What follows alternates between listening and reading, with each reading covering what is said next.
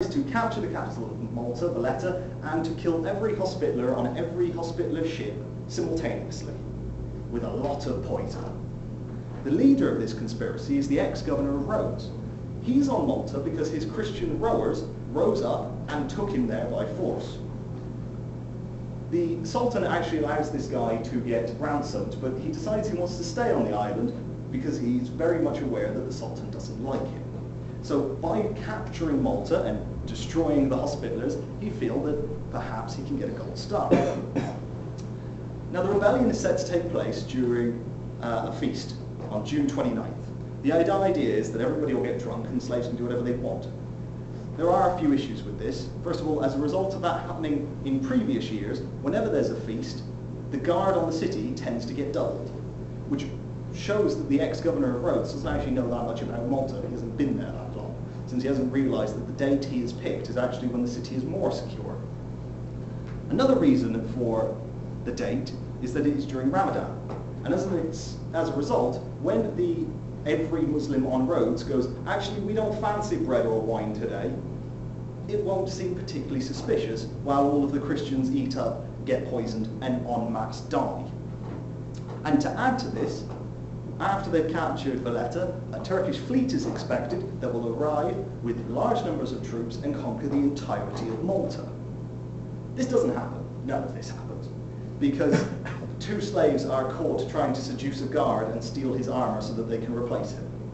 And under a small amount of torture, they just explain everything. But the extent of this conspiracy is mildly ridiculous. There are about 150 slaves brought in to be tried and taken to trial and punished. All 7 of the prayer leaders from the 7 mosques in the prisons are involved in it and get beheaded. The caddy, the guy who was representing all of the slaves, is involved, and some freed guards are involved. And the order goes slightly over the top, as you can see, with large numbers of beheadings.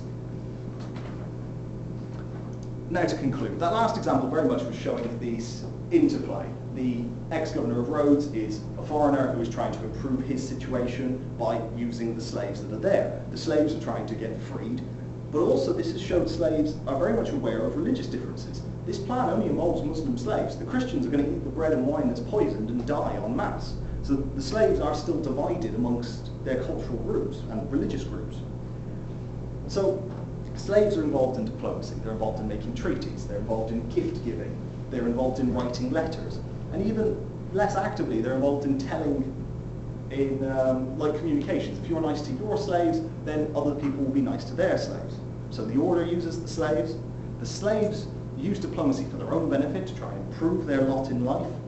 And the nature of these interactions are varied and extensive. I've listed very few examples quite vaguely because of the time restrictions, but there are many more. And it does seem that this should be considered a norm rather than a kind of unexpected or unique circumstance. Slaves are part of the society in which they live. Thank you very much.